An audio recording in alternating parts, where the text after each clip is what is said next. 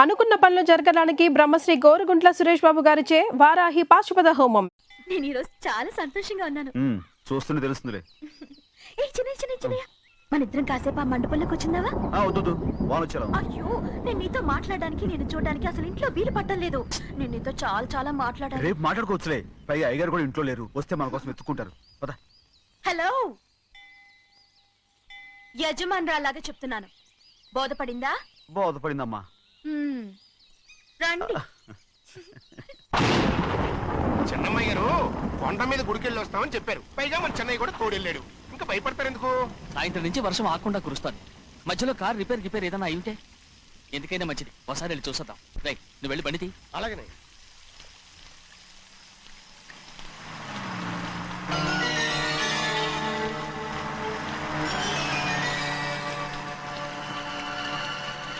అయ్యా, అది చూడండి, ఆ కారు మందే అనుకుంటానండి. అవునయ్యా, ఆ బండి 288. నేను అప్పుడే చెప్పాగా బండి రిపేర్ ఏదైనా అయి ఉంటుందని. రైట్, పక్కన ఆపరా. చాలా పొద్దుపోయింది. ఇంటికి పోదామా?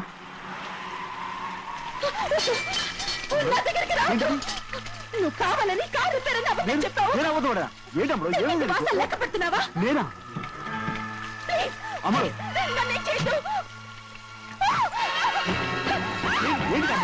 పిచ్చి పట్టిందా? నీకే మొట్ట పిచ్చి పట్టింది. నా ప్రాణం పోయిన నీకు లోగను. ఏంటమ్మ నువ్వు చేసే పని? ఏంటి అమ్మడు? చూస్తా కట్టు. ఏం చూసారు? పట్టుకుంటావా? ఎవరైనా వస్తారా? చెన్నయ్య,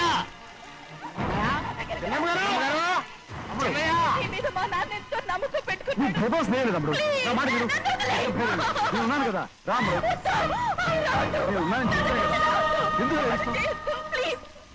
ఎందుకు నువ్వేం భయపడదు. నా మాట విను. అమ్మడు ఆడబడుతే ఏంటి పిచ్చిదాలేగా?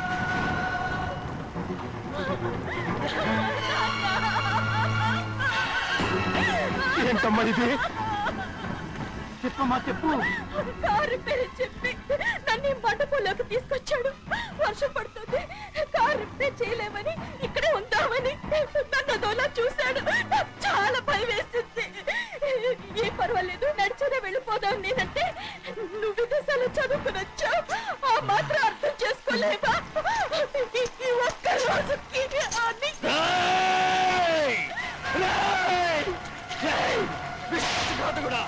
ఎంత పని చేశావు? నిన్ను నా పిల్లలా చూసుకున్నాను.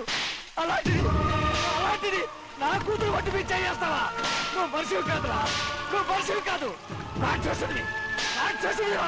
తల్లిపాలు తాగి నమ్ముకుంటే నీచుడిరా. నాకే వచ్చిన నయవంచుకుడివిరా. ఒరే ద్రోహి, ఇవాళ నుంచి నేను చచ్చిపోయాను అనుకోరా. ఇక నా ఇంటి గడప తొక్కద్దు. నిన్ను ఎలా పెంచాను రా? నా సొంత బిడ్డ కన్నా ఎక్కువగా పెంచాను. ఆ ఒకే ఒక్క కారణంగా నిన్ను ప్రాణాలతో వదులుతున్నాను. నేను బహానాలు చూపించుకో. ఇదే ఇంకోడైతే నువ్వు చేసిన తప్పుకి నరికేసి ఉండేవాడు.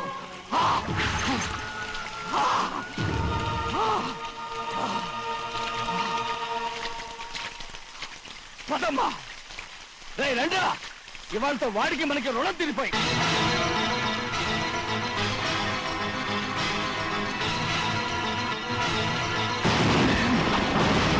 చిన్నబ్బాయి, వద్దు చిన్నబ్బాయి, వెళ్ళొద్దు. నా మాట విను. 2 కుటుంబాలు కలవబోతున్నాయి. వద్దు చిన్నబ్బాయి.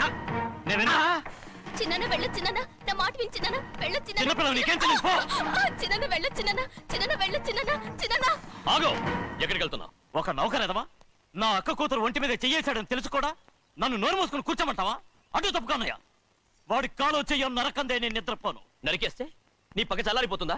అందుకని పరువు పైన పర్వాలేదని చేతులు ముట్టు కూర్చోమంటావా? పొర్రుందిరా నీకు? వాడిని చంపేసి జైలుకెళ్ళి కూర్చుంటావా? పర్వాలేదు, జరిగింది విని గాజులు తొడుక్కుని కూర్చోవడం కంటే అదే మేలు. ఊళ్ళో నలుగురు చేత మొహం మీద ఉమ్మయించుకోవడం కంటే జైలుకెళ్ళడమే మేలు. తప్పుకో. వద్దు బాబు, నేను చెప్పేది కొంచెం విను. మా నాన్న చిన్నయ్య నెత్తి మీద పెట్టుకుని ఊరేగాడు. ఇప్పుడు ఆయనకు నిజం తెలుసుకుని బయటకు గెంటేశాడు.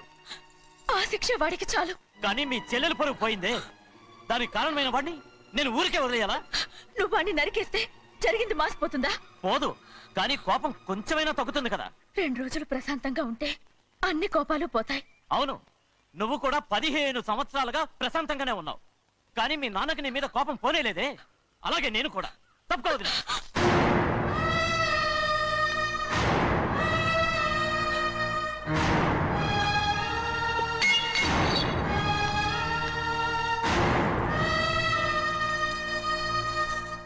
వాడి కోపంలో కూడా న్యాయం ఉంది గౌరీ. ఎవడో చేయేసిన దాన్ని ఎవడు చేసుకుంటాడు చెప్పు? న్యాయంగా చూస్తే వాడు చేసుకోవాల్సిన పిల్ల.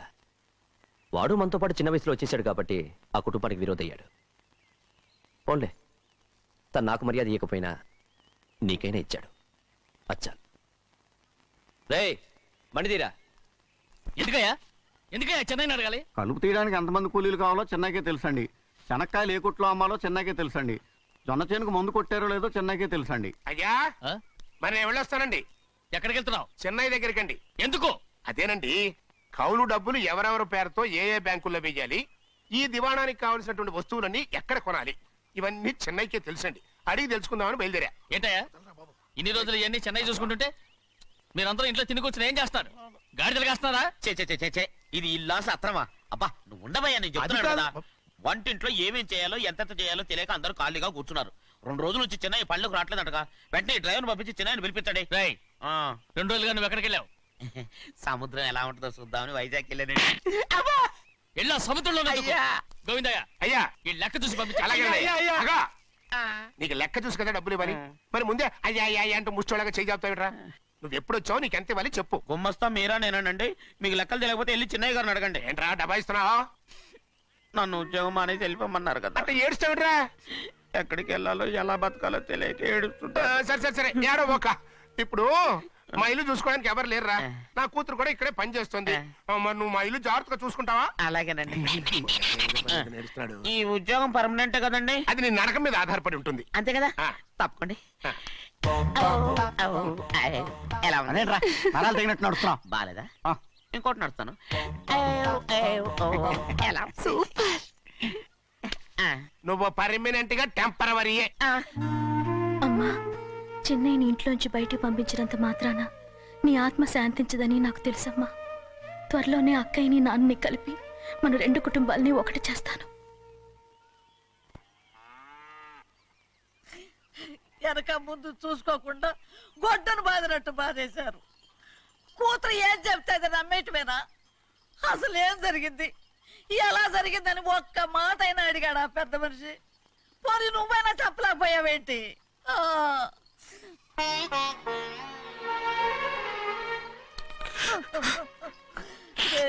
చిన్నయ్య ఏడుస్తున్నావయ్యా. పెద్దయ్య కొట్టాడని బాధపడుతున్నావా? అబ్బే పెద్ద కొట్టిన దెబ్బలు కాదని నేను బాధపడుతుంటా.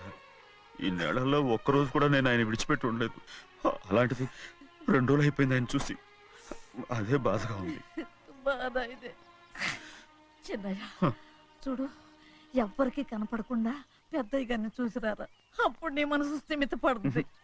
లేదే, ఆయన తప్ప ఆయన తెలుసుకుని నాకు కబురు చేసేంత వరకు నేను ఆయన మొహం చూడను. ఆ దొంగ ముఖంది నీ మీద మనసు పడ్డట్టు నాటకం ఆడింది అనుకో. అది నీ యజమాని కూతురు అని తెలుసు కదా, నువ్వెందుకు మనసు పడ్డా? సిగ్గిడిసి తన అందరి ముందు పంపు సెట్ దగ్గర స్నానం చేస్తూ నా మీద పడ్డప్పుడు కూడా నేను మనసు పడలేదే. కానీ ఒకరోజు అయ్యో ఏంటి తమ్ముడు మధ్యగా పోయిందేంటి? పుస్తకాలన్నీ తగలబెడతావు, పైగా చదువుకో డిగ్రీ కాగితాలు కూడా మంటలు పడేస్తావేంటి? ఏమైంది నీకు? ఇదిగో మర్యాదగా మంటలవి. అవి నేను చదివి సంపాదించుకున్న డిగ్రీలు. వాటిని మంటల్లో వేస్తాను, చిప్పేస్తాను, నా ఇష్టం. అది అడిగే హక్కు నీకు లేదు. అవి మంటల్లో వేయకపోతే ప్రాణానికి ప్రాణంగా చూసుకుంటున్నావే మా నాన్న. ఆయన మీద ఒట్టు ఇల్లో ఇలా పడి చేస్తాను. వెయ్యి.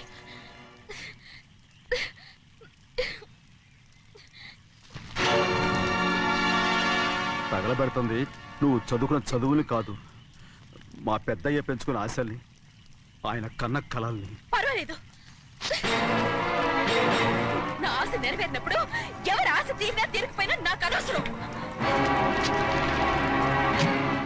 నేను డబ్బున్న దానిగా నువ్వు నన్ను ప్రేమించడానికి వెనకాడుతున్నావు.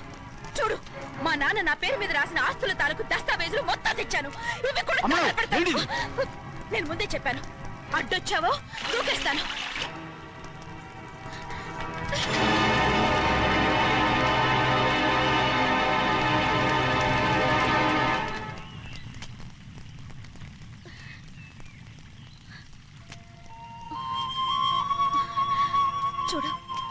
ఇప్పుడు నేను ఒట్టి ప్రభావతిని. నాకు చదువు లేదు, డబ్బు లేదు. ఇప్పుడు నేను ఒప్పుకుంటావా? మరి చిన్నపిల్ల మాడతావేంటి? ఎన్ని చెప్పినా సరే నువ్వు మా పెద్ద కూతురువి. అలాంటిది నేను పెళ్లి చేసుకోవడం ఏంటి? మరి అర్థమైన మాడతావు.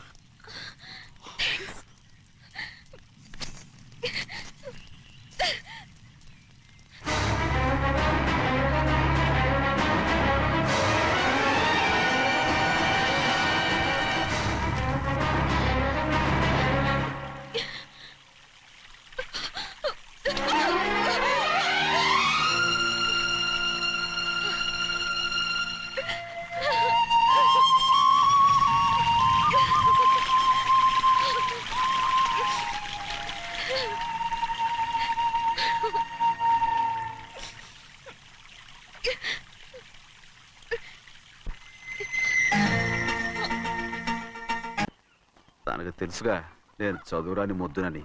ఆ పాపిష్టిది ఎంత నాటకం ఆడింది, నీ మీద ఎంత పగబోనింది. అసలు నువ్వు చేసిన తప్పేమిట్రా?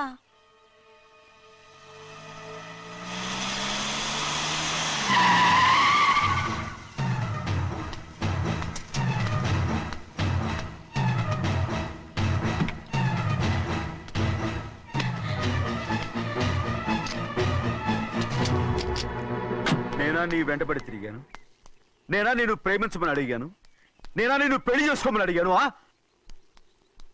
ఆ రోజు గుడికి రమ్మంది ఎవరు? వద్దన్న మండపానికి తీసుకెళ్ళింది ఎవరు? చేసినంత నువ్వు చేసి నేనేదో చేసినావే. నేను నిజంగా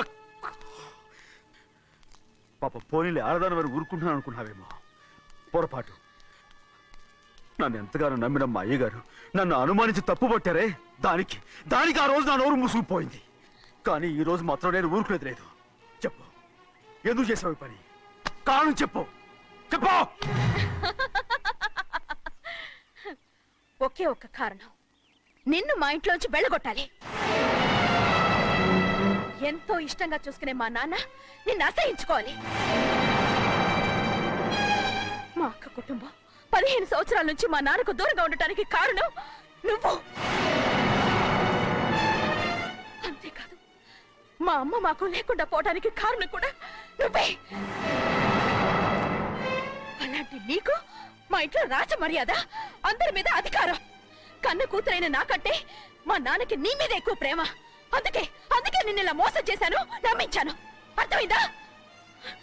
గుడ్ బై.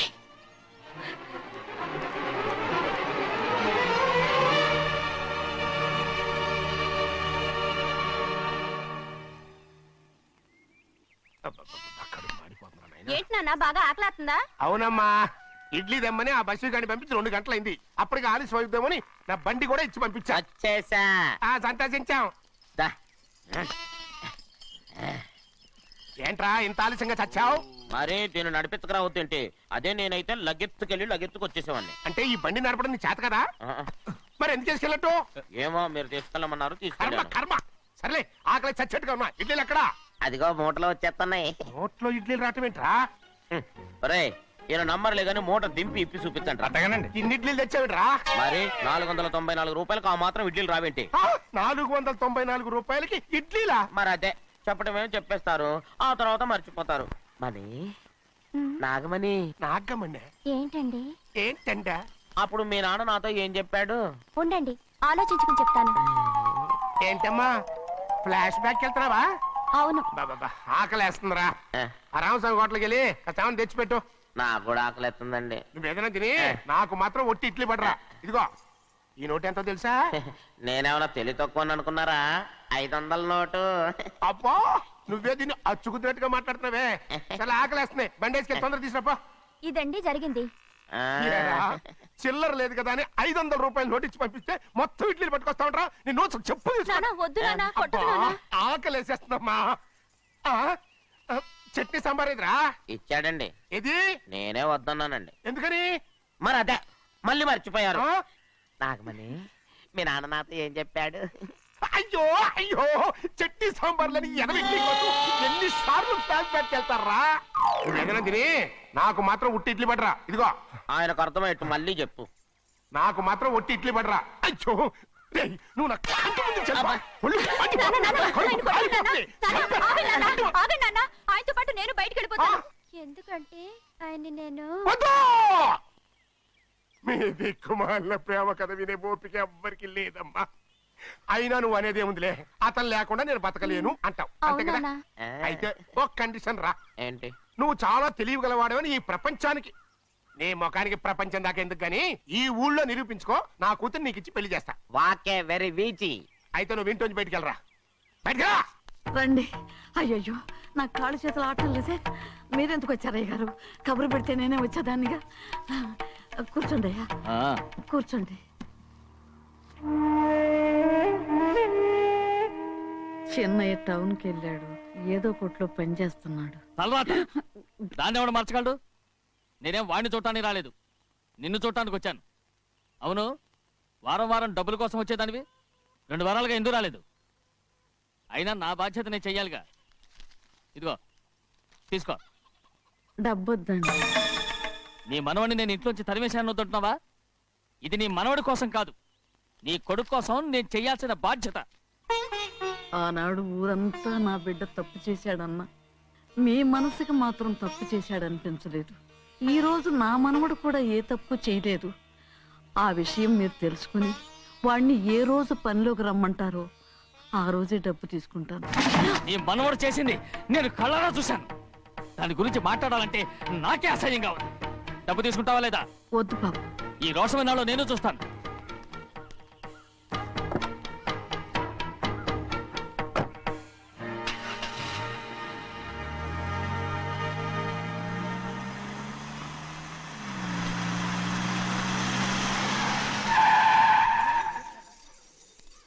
ఏంట్రా అందరూ ఇంట్లో పనులు మానేసి బయట కబుర్లు చెప్పుకుంటున్నారు? పెద్దమ్మాయి గారు అల్లుడు గారు మన ఇంటికి వచ్చారండి. వాళ్ళతో పాటు బంధువులు కూడా తీసుకొచ్చారండి, అందుకే మేమేం అనలేకపోయామండి. తాంబూలాలు కూడా పట్టుకొచ్చారండి.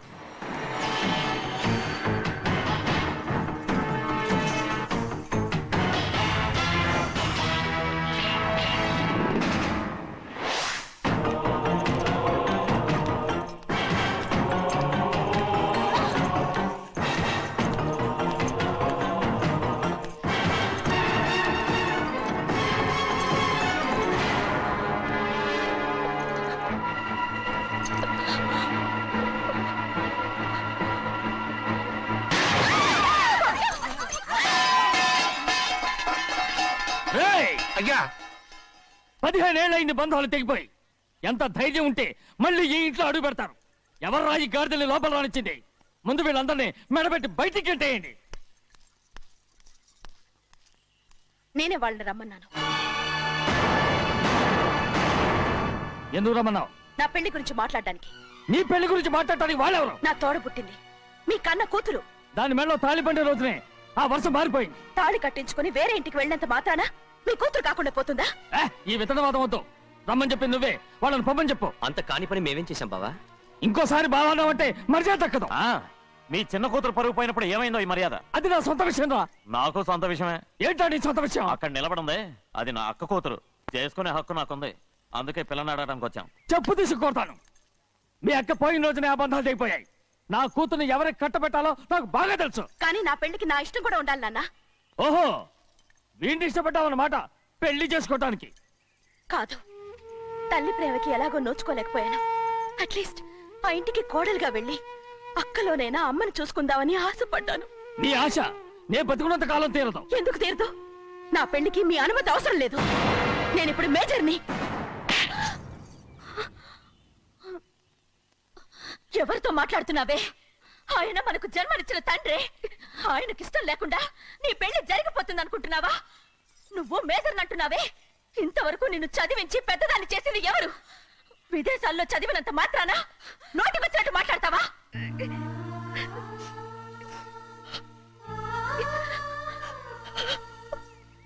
నన్ను క్షమించండి నాన్న. ఎలాగైనా మన కుటుంబం కలవాలనే ఆశతో దాని మాటలు వినే ఇక్కడికి వచ్చాం. మీ ఇష్ట ప్రకారమే ఎవరికైనా ఇచ్చి పెళ్లి చేసి దాన్నైనా చివరి దాకా మీతోనే ఉంచుకోండి.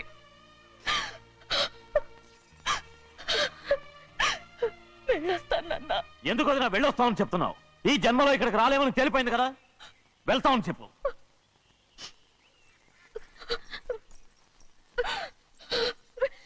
గోవిందయ్య అయ్యా ఈ దరిద్రాన్ని బయటపడే. అలాగేనండి. నన్ను క్షమించండి నాన్న. ఊరుకోమ్మా, ఏదో తెలియక చేసావు, పర్వాలేదు. And don't forget to subscribe to iDream. And for more videos, Please subscribe to iDream. Please subscribe to iDream. Please subscribe iDream. And please subscribe to iDream.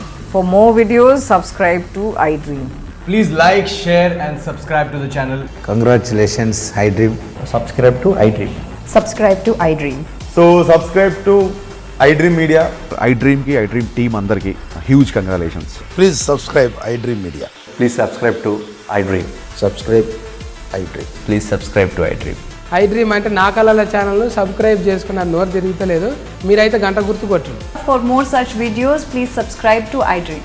Subscribe to iDream. Please subscribe to iDream. Please subscribe iDream Media. Please do subscribe to iDream. Please subscribe to iDream Media. For best entertainment and information, please subscribe iDream.